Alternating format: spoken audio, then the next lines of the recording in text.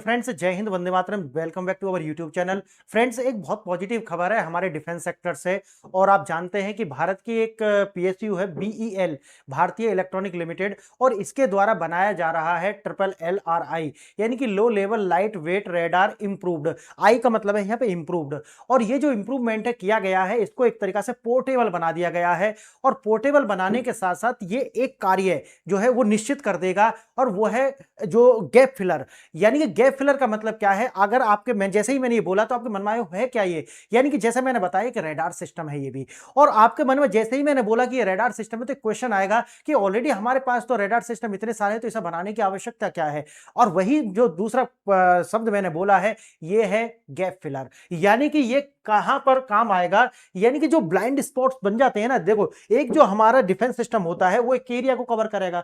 एक एरिया के कवर करने के बाद में उसकी अपनी क्षमता है, उस एरिया के बाद में कुछ ब्लाइंड स्पॉट बचते हैं जो बिल्कुल भी ये कैप्चर नहीं करते हमारे जो रडार सिस्टम है, तो वहां पर ये काम आएगा। और दूसरा जो सबसे बड़ा इसका पॉजिटिव साइड है वो ये है, ये लाइट वेट है, इसको किसी भी तरीका से कहीं पर भी ले जाया जा सकता है। यानी कि इसके पास में अपना एक पावर सिस्टम है, ये बैटरी संचालित भी है, और इसके जो छोटे छोटे जनरेटर जो होते हैं वो जनरेटर से भी इसको जो है संचालित किया जा सकता है। अब आप सोचिए कि ऐसा होने के साथ साथ ही ये इसके पास में AESA, यानी कि विदाउट एंटीना भी इसका अपना एक एरिया के अंदर दूसरी जो वस्तु है, छोटी से छोटी वस्तु, इसका मतलब है यूएवीज भी। यूएवीज में बोल रहा है ना, अनमैन्ड व्हीकल जो होते हैं जिसमें ड्रोन्स वगैरह आते हैं, ऐसी कोई भी फॉरेन वस्तु जो है उसको आसानी से ये ट्रैक कर पाएगा। मक्खी जैसी जो वस्तु होती है ना, उसको भी ये आसानी से ट्रैक कर पाएगा। कारण क्या है? इसके पास एंटीना नहीं है, इसके पास है AESA, और साथ ही साथ में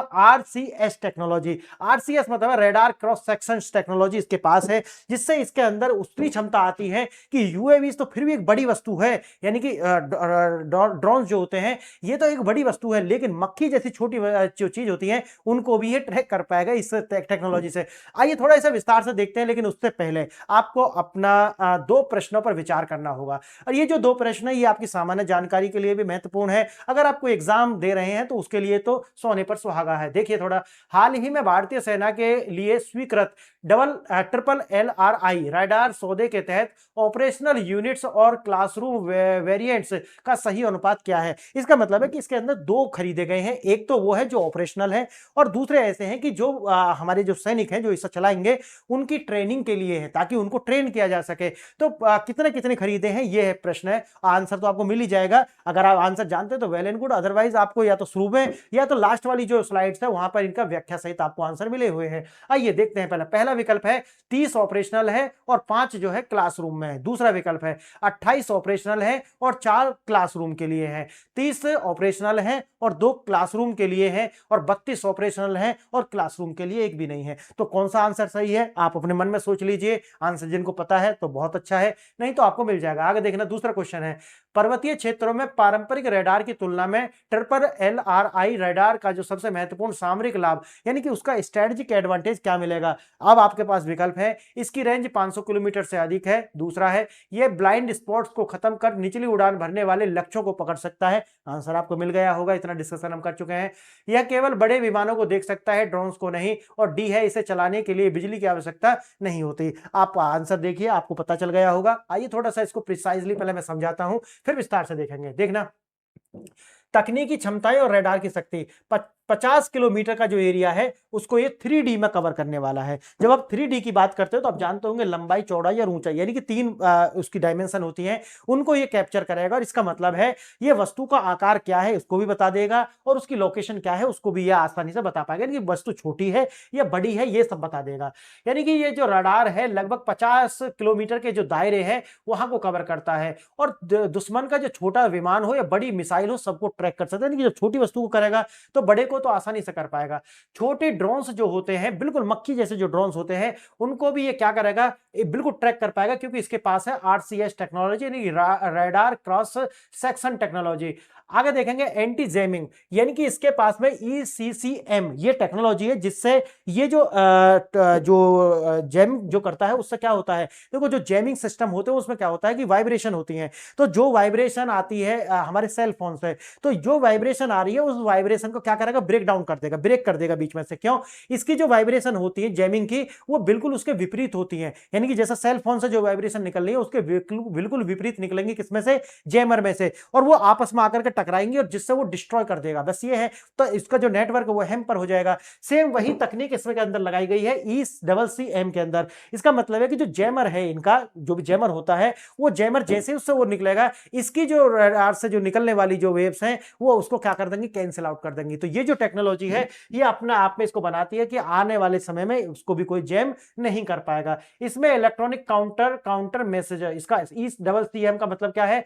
इलेक्ट्रॉनिक काउंटर मेजर्स। ये जो टेक्नोलॉजी इसके अंदर लगाई गई, जो दुश्मन के जो जैमर्स हैं उनको पूरी तरीके से निष्प्रभावी बना देती है। ये अपने आप में बहुत महत्वपूर्ण है। आगे देखना, आगे देखेंगे कि रेडार जो है, जैसे मैंने आपको बताया, जो प्रश्न में भी आया है, वो है लगभग 30 जो है वो ऑपरेशनल है, और 2 ऐसे हैं जो हमें सिर्फ सिखाने के लिए लिए जाएंगे, हमें मतलब हमारे सैनिकों को सिखाने के लिए जो इनको चलाएंगे। अच्छा, इसको खरीदा किससे गया है? ये भी महत्वपूर्ण प्रश्न है। BEL यानी कि भारतीय इलेक्ट्रॉनिक जो लिमिटेड कंपनी है, PSU है भारत की, तो इससे इसको खरीदा जाएगा। और जैसा कि आपको बताया कि एंटीना इसके अंदर नहीं है, इसके अंदर है AESA टेक्नोलॉजी। इसका मतलब है ये जो एंटीना वाले होता है उससे ज्यादा रिसीव ये करता है, ये ज्यादा सेंसिटिव है। आगे मैं इसको थोड़ा सा इसके विषय में बताएंगे। देखना, रणनीतिक महत्व और उपयोगिता क्या है इसकी? उपयोगिता ये है कि जैसा आकाश तीर है हमारा, है ना, आकाश तीर के साथ में पूर्ण तरीका से इंटीग्रेटेड ये हो जाएगा। और ये जो रेडार भारतीय सेना और मौजूद आकाश तीर के जो डिफेंस सिस्टम है उसके साथ आसानी से इसको जो है इकोसिस्टम डेवलप कर लेता है। दुर्गम और पहाड़ी क्षेत्रों में आसानी से ले जाया जा सकता है। क्यों? क्योंकि पोर्टेबल है, और इसको जो है इसके साथ बैटरी भी होती है, और साथ ही साथ जनरेटर्स जो होते हैं उनसे भी, छोटे जनरेटर्स जो हैं उनसे इसको आसानी से चलाया जा सकता है। वजन में हल्के हैं, पहाड़ी एरिया हो, उबड़ खाबड़ हो, हर जगह इसको आसानी से ले जा सकते हैं। अब आता है मित्र और शत्रु की पहचान आसानी से कर सकता है। इसके अंदर एक टेक्नोलॉजी है IFF। ये जो टेक्नोलॉजी है, इससे क्या होता है कि ये पता चल जाएगा कि ये जो विमान है या ये जो UAV है या जो भी है, ये है कहां का। अब आपको एक समझ में आ रहा होगा, AI आ रहा है। देखिए, आप जानते हैं कि भारत में भी आप जानते हैं कि एक बहुत बड़ा AI समिट हो रहा है। AI के लिए दुनिया का ये तीसरा है वैसे तो। सिक्योरिटी को लेकर के कि मेजर्स क्या लिए जाएं, भारत क्या डेवलप कर रहा है, उसको लेकर के भारत की एक यूनिवर्सिटी है गलगोटिया कुछ करके, उसने एक बहुत ही जो है हरकत की है, उसको इससे से जोड़ कर बताऊंगा आपको। उसने क्या करा कि चाइना से एक डॉग मंगाया, और वही डॉग जो है दिखा दिया जाकर के, देखिए हमारी जो यूनिवर्सिटी है उसने ये डेवलप किया है। इन मूर्खों को ये नहीं पता आज AI है। आप देखिए, एक पिक्चर क्लिक कीजिए किसी भी वस्तु का, और आप जाकर के AI पर अपलोड कर दीजिए, इनकी ChatGPT पर भी, जेमिनी पर, किसी पर भी, और पूछिए कि इसका ओरिजिन क्या है, वो आपको तुरंत बता देगा ये कहां से बना हुआ है। आप सोचिए, ये भी जो IFF टेक्नोलॉजी है ये आई है AI से ही। यानी कि ये जैसे ही उसको कैप्चर करेगा और तुरंत जो है उसे AI पर भेजेगा, और पता चल जाएगा, ये रिस्पॉन्स देखो कितनी हाई होने वाला है। तुरंत पता चलेगा कि ये या तो चाइना का बना हुआ है या पाकिस्तान का बना, यानी कि अपना जो एनिमी कंट्री है वहां का ये बना हुआ है, और तुरंत उसको क्या कर देगा? शूट डाउन करेगा। समझ गए मेरी बात? तो ये होने वाला है। आप समझिए, शत्रु और मित्र का भी पता लगा पाएगा। ऐसा क्यों हो पाएगा? क्योंकि AI के साथ इसको इंटीग्रेट किया जाएगा। अब देखते हैं, आपको दोनों प्रश्नों के आंसर आराम से मिल चुके हैं। आइए आगे देखते हैं थोड़ा विस्तार से। 30+2 यूनिट इसके मिलेंगे। आप जानते हैं 30 ऑपरेशनल है, 2 क्लासरूम के लिए है। फास्ट ट्रैक एकदम बहुत ज्यादा आपातकालीन खरीद इसकी हो रही है, फास्ट ट्रैक खरीद हो रही है। लगभग 725 करोड़ का जो बजट है इसका, और जो बहुत जल्दी से इसको करा जा रहा है। आगे देखेंगे, आर्मी एडी वायु रक्षा की जो मजबूती है उसको ध्यान में रखते हुए ये सारा कार्य किया जा रहा है। LRI जैसे मैंने बताया, लो level light weight radar system है ये, और इंप्रूव्ड मतलब आई। आगे देखेंगे, इसकी रेंज आप जानते हैं 50 किलोमीटर है, जो मैंने शुरू में बता दिया। ये कैसे करेगा? 3D में उसको कैप्चर करेगा ताकि उसका आकार वगैरह पता चल जाए। इसका वेट बहुत ज्यादा कम होने वाला है ताकि पोर्टेबल रहे, और लक्ष्य जैसा आप जानते हैं ड्रोन्स हो, फाइटर्स हो, मिसाइल्स हो, उनको आसानी से ट्रैक करके सिग्नल्स भेजेगा, ताकि हमारा जो डिफेंस सिस्टम है S-400, अब तो बहुत सारा आप जानते हैं, अलग अलग वीडियो मैंने बनाई है, तो वो उसको शूट डाउन करें। यह रेडार फ्रेंडली और हॉस्टाइल विमानों को निरंतर निगरानी में जो है सक्षम बनाता है। देखेंगे, ब्लाइंड स्पॉट जो मैंने शुरू में बताया था आपको कि हमारे पास पहले ही है, तो इनको और बनाने की जरूरत क्या है। ये है जो जितने भी ब्लाइंड स्पॉट बचते हैं जहां पर हमारी निगरानी नहीं कर पाते रेडार बड़े, उनको जो है कवर करा जाएगा इसके द्वारा। और ये जैसा मैंने बताया गैप फिलर के रूप में कार्य करने वाला है भारत के लिए। दुर्गम क्षेत्रों में आराम से 24 घंटे 7 दिन ये हमारी जो निगरानी है उसको लगातार करेगा। और इसको जो है इंटीग्रेशन करा जा रहा है, ट्रेनिंग की जा रही है, और इंटीग्रेशन आप जानते हैं आकाश तीर जो हमारे डिफेंस सिस्टम है उसके साथ इसको जो है इंटीग्रेट कर दिया जाएगा। और क्लासरूम वेरिएंट दो है जैसा आपको मैंने बताया है। रडार की कार्य प्रणाली जैसे आप जानते हैं, रडार जो होता है रेडियो डिटेक्शन एंड रेंजिंग इसकी फुल फॉर्म होती है।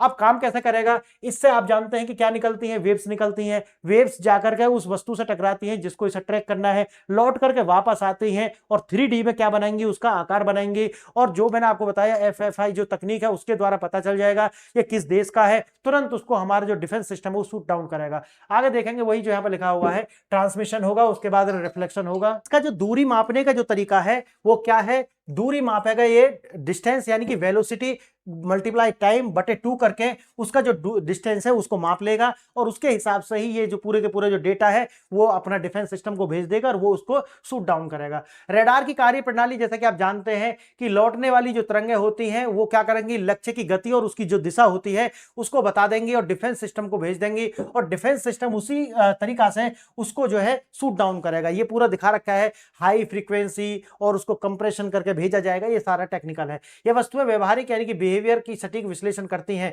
अत्याधुनिक जो तकनीक इसके अंदर जैसे एंटीना का प्रयोग नहीं किया गया है, एक्टिव स्कैंड एरे AESA, मैंने इसको कई बार पहले बताया है कि ये जो तकनीक अब एंटीना का प्रयोग नहीं किया जा रहा है बल्कि एक्टिव स्कैंड एरे का प्रयोग किया जा रहा है कि जो खुद ही एक्टिव तरीका से जो है कार्य करते हैं। अब देखना इसके अंदर क्या होते हैं, इलेक्ट्रॉनिक बीम स्टीयरिंग होते हैं जो हमेशा जो क्या रहते हैं, एक्टिव रहते हैं और अपने आप मूविंग करते रहते हैं। स्टीयरिंग बीम यानी कि खूब जो घूम कर उसको क्या करते रहते हैं, ट्रैक करते रहते हैं चारों ओर से। अब जैसा कि आप जानते हैं ये बिना एंटीना के ही होगा, एंटीना इसके अंदर नहीं होगा। सैकड़ों छोटे छोटे ट्रांसमीटर्स और रिसीवर इसके अंदर होते हैं और उनका ही एक समूह होता है जो AESA को जो है निर्माण करता है। आगे देखेंगे बिना एंटीना घुमाए ही ये फिजिकली इलेक्ट्रॉनिक बीम स्टीयरिंग के ही क्या कर सकता है, वस्तुओं को ट्रैक कर सकता है। और दूसरा जैसे मैंने बताया है ECCM क्षमता, जो शुरू में ही मैंने बता दिया क्या करेगा ये, यानी कि इलेक्ट्रॉनिक काउंटर मेजर्स जो है ये करेगा। क्या करेगा, काउंटर का मतलब समझ रहे हैं, ये जो वेव आ रही है जैम करने के लिए इस जैमर को क्या कर देगा, वो उसका विपरीत जो है वेव भेजेगा। यानी कि इसके विपरीत जब भेजेगा तो ये क्या कर जाएगी, प्लेन कर जाएगी, प्लेन यानी कि यहां से वेव ऐसा आ रहा है, इसके विपरीत दूसरा भेज दिया तो ये इसकी जो क्षमता वो कैसी हो जाएगी, ऐसे हो जाएगी, नीचे हो जाएगी एकदम। तो ये काम करने का भी इसके पास है और ये अपना आप में एक बहुत अच्छी टेक्नोलॉजी है और इसके लिए हमने पहले भी कई बार बात की है। आगे देखेंगे एंटी जैमिंग तकनीक जो है ये शोर नहीं करती, यानी कि किसी तरीके की नॉइज नहीं करती और बिल्कुल जो है चुप तरीका से काम करती है और दूसरे का जो जैमिंग सिस्टम है उसको नाकाम बना देती है। पहचान और सिग्नल प्रोसेसिंग, एक ये वाली जो तकनीक मैंने आपको बता दी है, आइडेंटिफाई फ्रेंड और फॉय, फॉय मतलब होता है दुश्मन, क्लियर है। IFF यानी कि ये क्या करता है, अपना है या दुश्मन का है, ये जो टेक्नोलॉजी है ये बता देती है।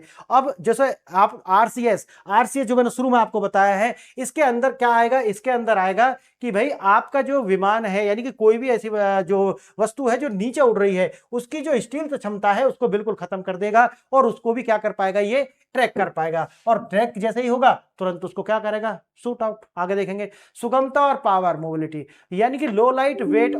आगे देखेंगे सुगमता और पावर, यानी कि जैसे मैंने आपको बताया है कि इसकी जो मोबिलिटी है बहुत आसानी से कहीं पे इसे ले जा सकते हैं, लाइट वेट है एकदम और दुर्गम पहाड़ियों में भी आसानी से इसको जो कैरी कर सकते हैं। क्यों, क्योंकि इसकी बैटरी की कैपेसिटी भी हाई है और साथ ही साथ में ये क्या कर सकते हैं, इसके पास पोर्टेबल जनरेटर्स होते हैं, छोटे जनरेटर से भी ये कार्य चला सकता है। बिजली के अभाव में और सीमावर्ती क्षेत्रों में एक तरीका से आदर्श है।